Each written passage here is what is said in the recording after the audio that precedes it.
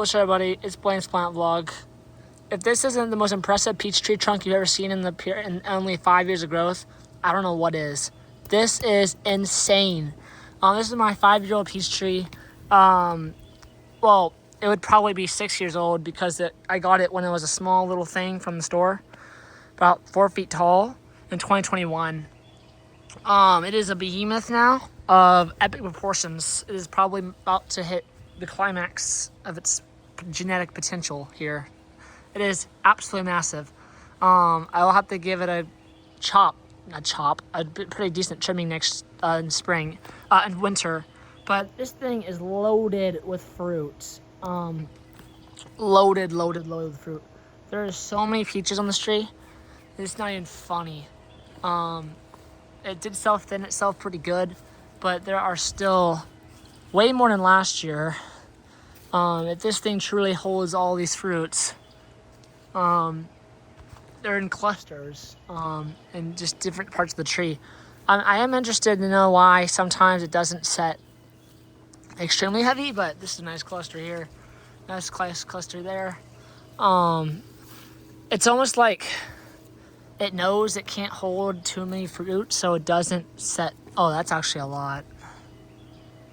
Whoa. Some of them look okay, but some of them probably gonna start thinning out more. But I mean, this is just an impressive tree to begin with. I mean, I'm just impressed also just how well it's done. I've had no issues with peach leaf curl. I've had nothing. I don't want to jinx it, but I've had no problems whatsoever with this tree. I've done nothing with it, nothing to it at all.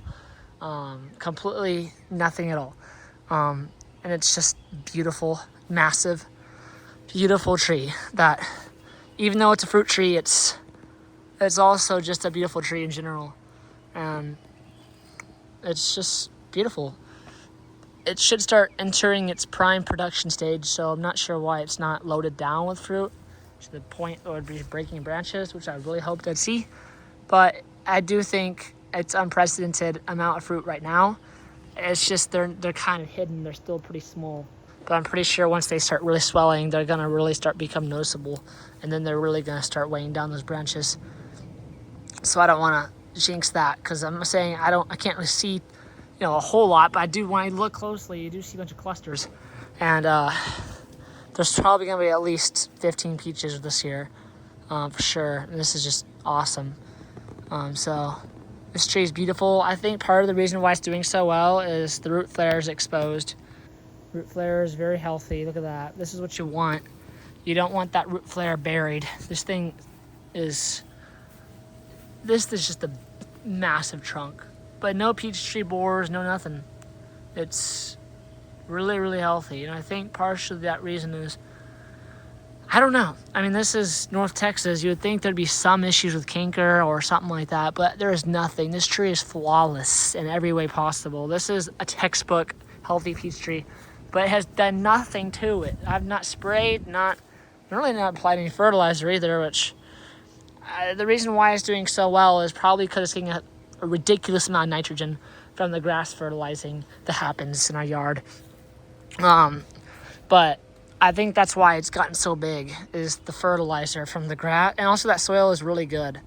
But yeah, it's 5 years old, and you can stand here and touch the leaves. That's how far out this thing has gotten. And it is loaded with peaches. There's a lot of peaches. They're just more spread out, which is actually quite ideal. The only problem is getting the ones up there, which won't be too hard. You just use like a stick thing and then like poke them off, and then they'll fall down to the ground in the soft grass. Well, it'll happen in late June to July. But yeah, guys, it's the peach tree and it is doing well. There's no way squirrels are going to get these out here. They're too fragile. So I am glad to see that peaches will be really easy to get this year, because honestly, these branches coming out here are actually working in our favor, because it won't be too long before they'll be really easy to pick from over here. So I mean, we don't need this coming out too far. We're going to break that whole branch off, and that's just going to be a huge disaster waiting to happen. That's the only thing about this peach tree I'm worried about, is unevenness. This whole branch is supported by this one joint here, which is slightly worrying. Right here, which it looks healthy. This this looks healthy, right? But this entire part is held up by that one joint, and that is not an ideal joint. That's it's pretty that is prone to a potential fracture in the future. So this is the last season to keep all this on, and we're gonna trim it back pretty heavily, properly too. Probably just gonna bring back a lot of the branches halfway, just to lighten the load a little bit on this side, and probably cut off a little bit at the top too. Nothing too drastic, but a good 30% will be taken off in the winter, just to lighten the load a little bit. Even though a lot of the fruiting wood is produced, all the fruiting wood's produced in this year, there'll still be plenty to go around next year. I'll probably also remove one of those lateral branches in there. I'll probably start ending up removing one of these guys or one of the bigger branches. That's all, because it'll just lighten the load on some of those joints. We can go out, but we can't go up too much because that's just not ideal. But yeah, guys, that's the update of the peach tree. I didn't think it'd go this long, but I know no one watches this far.